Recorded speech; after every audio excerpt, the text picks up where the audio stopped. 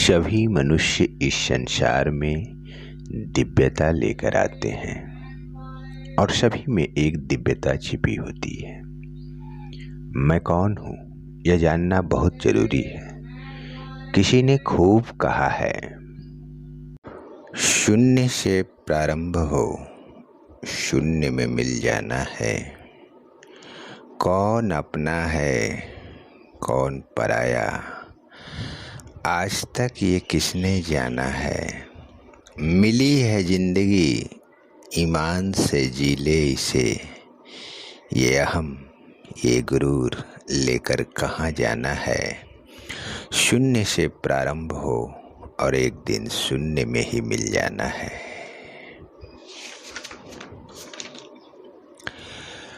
हमारा शरीर 5 तत्वों से बना है। मिट्टी, जल, वायु, अग्नि और आकाश।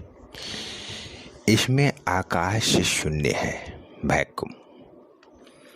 अब सोचो हमारा शरीर कैसे बना है, इन 5 तत्वों से। एक कुम्हार सबसे पहले क्या करता है, मिट्टी को पानी डालकर गूंथता है, फिर उसको एक घड़े का आकार देता है, फिर उसे अग्नि के हवाले कर कच्चे से पक्का करता है। और जब मिट्टी, जल और अग्नि ये 3 तत्व से घड़ा तैयार होता है तो उसके अंदर एक वैक्यूम होता है जिसे शून्य कहते हैं, वो है आकाश। और उस वैक्यूम में क्या रहता है, वायु। अर्थात 5 तत्वों को मिलाकर परमात्मा ने, प्रकृति ने, सृष्टि ने मानव को बनाया।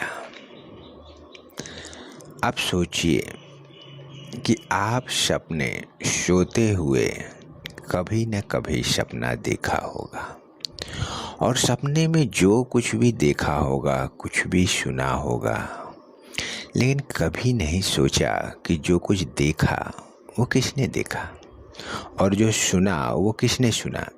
क्योंकि देखने का काम तो ये आंखें करती है और नींद में आंखें बंद होती है, तो बंद आंखों से देखा तो नहीं जा सकता। और सुनने का काम ये कान करते हैं, नींद में ये भी बंद होते हैं। आप सोए हुए हैं गहरी नींद में, पास वाले कमरे में कोई बोल रहा है, आपको सुनाई नहीं देता क्योंकि कान तो बंद है। सपने में जो सुना, वो जो आपके साथ बिस्तर पर लेटा है उसको भी सुनाई नहीं देता है क्योंकि उसके भी कान बंद है और तुम्हारे भी बंद है। तो तुमने बिना कानों के सुन लिया और बिना आँखों के देख लिया, सोचा ही नहीं कि ये कमाल कैसे हो रहा है। लेकिन देखा तो तुमने ही, क्योंकि तुम्हें ही पता है कि क्या देखा। अगर तुम किसी को बताओ तो पता चलेगा।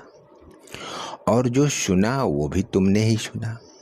तो वह सुनने वाला कौन था, देखने वाला कौन था, बोलने वाला कौन था, और जो दिखा रहा था वो दिखाने वाला कौन था, इसके बारे में कभी नहीं सोचा। आज सोचो। हर व्यक्ति के अंदर एक शून्य होता है।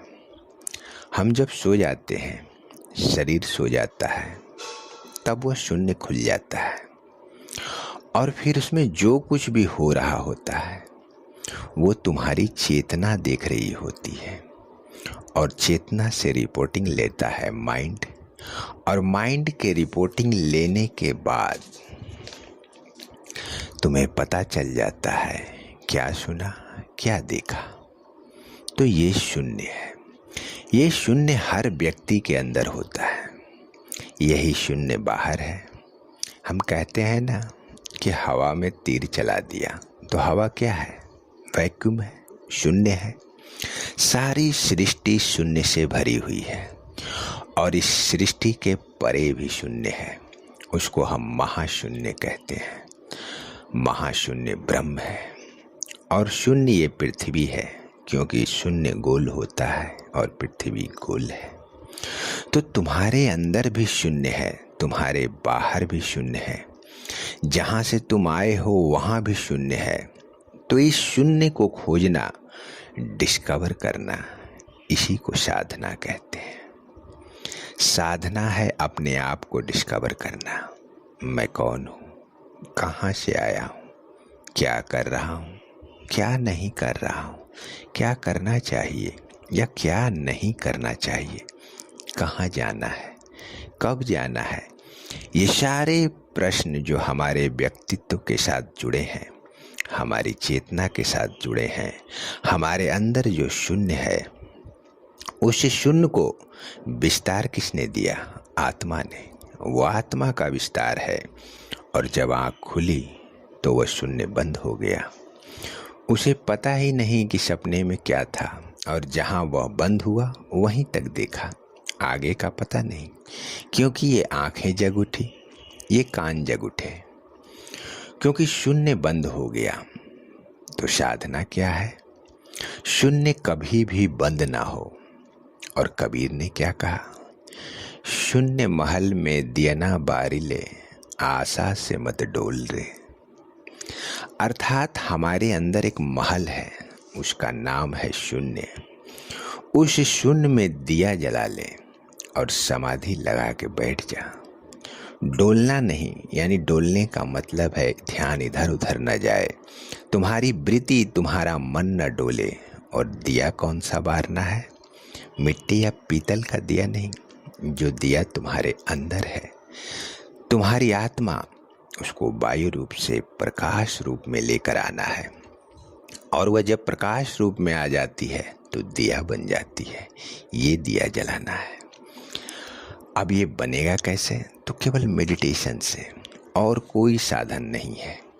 ये पूजा पाठ, कर्मकांड, दान, पुण्य, व्रत, तीर्थ सब सैर सपाटे हैं, आत्मा को प्रकाश का रूप नहीं दे सकते। बना ली कहानियाँ बहुत सी कि गंगा में स्नान कर लो तो सारे पाप धुल जाएंगे। तो फिर मर्डर करो और जाकर गंगा में नहा लो, पुलिस को पता भी नहीं चलेगा। चोरी करो और गंगा में नहा लो, और गंगा तो ज़्यादा दूर भी नहीं है, जब चाहो तब नहा लो। रोज़ एक गलत काम करो और हर हफ्ते संडे के संडे नहा लो, कोई पाप ही नहीं रहेगा। अगर इससे मोक्ष मिलता तो हिमालय से गंगा निकलकर कलकत्ता तक जा रही है, कहीं भी डुबकी लगा लो। इतना आसान नहीं है परमात्मा के समीप जाना। गंगा का पानी में वो मिनरल्स है जो किसी पानी में नहीं, क्योंकि गंगा का पानी 10 साल भी लाकर घर में रख लो तो खराब नहीं होगा, नॉर्मल पानी 10 दिन में सड़ जाएगा। लेकिन इसका मतलब ये नहीं है कि सिर्फ गंगा स्नान से तुम्हारे शून्य में पड़ा दिया प्रकाशमय हो जाएगा। उसके लिए तुम्हें शून्य में खड़े होकर वो तप करना होगा। अब सोचो कि करुणा का अर्थ क्या है? करुणा का अर्थ है दया और रहम। वो हम भूल गए तो उसने करुणा कर दिया कि अब तो वापस करुणा लाओ तो मैं करुणा हटा लूँगा।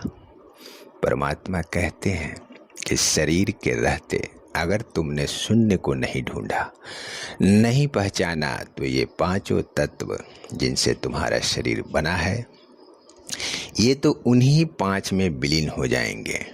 मिट्टी मिट्टी में, जल जल में, वायु वायु में, अग्नि अग्नि में, अर्थात अग्नि सूर्य की तरफ और आकाश आकाश में। तो अब जब शरीर ही ना रहा तो शून्य भी सृष्टि में चला जाएगा। अतः यह स्मरण रहे कि बुरा करने का विचार आए तो कल पे टालो, अच्छा करने का विचार आए तो आज ही कर डालो।